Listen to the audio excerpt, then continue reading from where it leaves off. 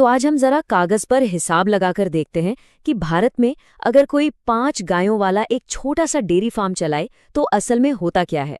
चलिए सीधे इसके गणित को समझते हैं। तो देखिए, सबसे बड़ा और सीधा सवाल तो यही उठता है कि क्या 5 गायों का डेयरी फार्म सच में एक मुनाफे का सौदा है? क्या इससे कमाई हो सकती है? आज हम इसी सवाल का जवाब ढूंढेंगे, वो भी बिल्कुल सीधे साधे गणित से। अब देखिए, किसी भी मुनाफे तक पहुंचने से पहले कुछ बुनियादी बातें तो मानकर चलनी पड़ेंगी, है ना? तो चलिए, सबसे पहले उन्हीं आंकड़ों पर एक नजर डालते हैं जिन पर हमारा पूरा हिसाब किताब टिका होगा।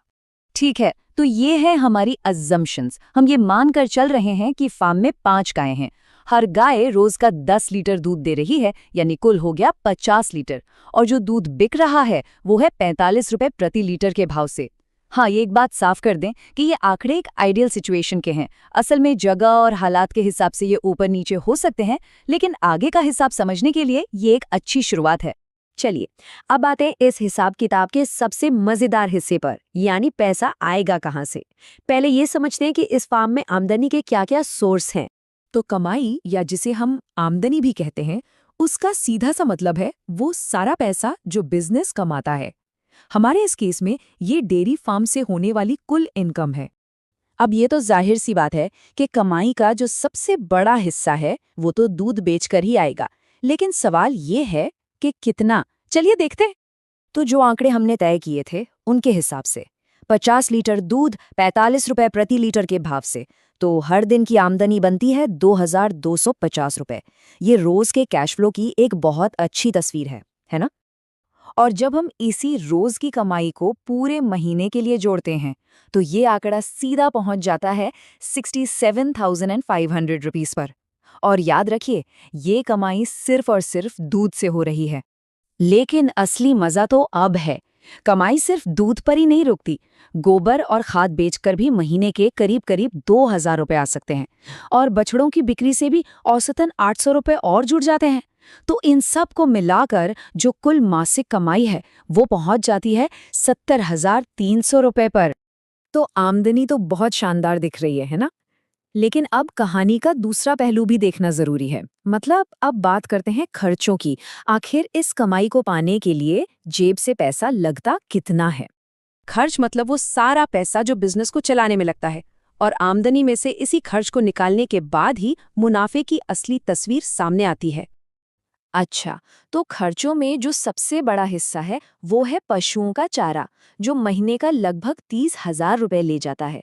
इसके अलावा दवाइयों पर, बिजली पानी पर, लेबर और शेड के रख रखाव पर भी पैसा लगता है। इन सबको मिलाकर ही पता चलता है कि आखिर पैसा जा कहाँ रहा है। तो इन सब को जोड़कर महीने का जो कुल खर्च है वो आकर रुकता है 37,000 रुपए पर। ये वो रकम है जिसे हमारी आमदनी को हर हाल में पार करना होगा, तभी तो फार्म मुनाफे में आएगा। तो अब आ गया है वो पल जिसका हम सबको इंतजार था। चलिए, आमदनी और खर्च दोनों को आमने सामने रखते हैं और देखते हैं कि जो हमारा पहला सवाल था उसका जवाब क्या है। फॉर्मूला बिल्कुल सीधा सा है। कुल आमदनी में से कुल खर्च को घटा दो, जो बचा वही है असली मुनाफा। और जो आखिरी आंकड़ा हमारे सामने आता है वो है 33,300 रुपए। जी हाँ, ये है हर महीने का शुद्ध मुनाफा। यही इस पूरी केस स्टडी का निचोड़ है कि अगर डेयरी फार्म को सही तरीके से चलाया जाए तो ये वाकई एक कामयाब बिजनेस बन सकता है। अब ये बार चार्ट देखिए, ये कमाई और खर्च के इस पूरे खेल को और भी साफ साफ दिखा रहा है। एक तरफ है आमदनी का ये ऊंचा वाला बार, और दूसरी तरफ है खर्च का बार।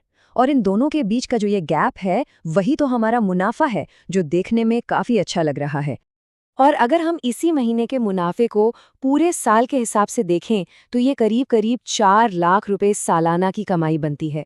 ये दिखाता है कि इस छोटे से बिजनेस में भी लॉन्ग टर्म में कितनी ज्यादा क्षमता है। तो आंकड़े तो हमने देख लिए, लेकिन सवाल ये है कि क्या इस मुनाफे को और भी ज्यादा बढ़ाया जा सकता है? जवाब है बिल्कुल। चलिए, अब कुछ ऐसी जरूरी बातों पर नजर डालते हैं जिनसे ये कमाई और भी ऊपर जा सकती है। देखिए, एक बहुत बड़ा फैसला होता है सही पशु का चुनाव। जैसे देसी गायों पर खर्च तो कम आता है, पर दूध शायद थोड़ा कम मिले। वहीं दूसरी तरफ भैंसें ज्यादा दूध देती हैं, लेकिन उनका रखरखाव भी ज्यादा महंगा होता है। तो ये एक ऐसा बैलेंस है जिसे हर किसी को अपने हिसाब से बनाना पड़ता है। तो यहाँ कुछ बहुत ज़रूरी बातें हैं जिन पर ध्यान देना चाहिए। अगर अपना चारा खुद उगाया जाए तो लागत में बहुत बड़ी कमी आ सकती है। किसी मिल्क कलेक्शन सेंटर से जुड़ने पर दूध का एक फिक्स रेट मिलने लगता है। और हाँ, पशुओं की सेहत का ध्यान रखना और पानी बिजली जैसी चीजें बचाना, ये सब बातें सीधे सीधे मुनाफे को बढ़ाती हैं। तो आखिर में एक सवाल छोड़ जाते हैं। इस पूरे हिसाब किताब को देखने के बाद किसी के अपने इलाके के हिसाब से डेयरी फार्म की कामयाबी के लिए सबसे बड़ा फैक्टर क्या हो सकता है? क्या वो चारे का आसानी से मिलना है, या दूध का अच्छा बाजार भाव, या फिर कुछ और? ये सोचने वाली बात है।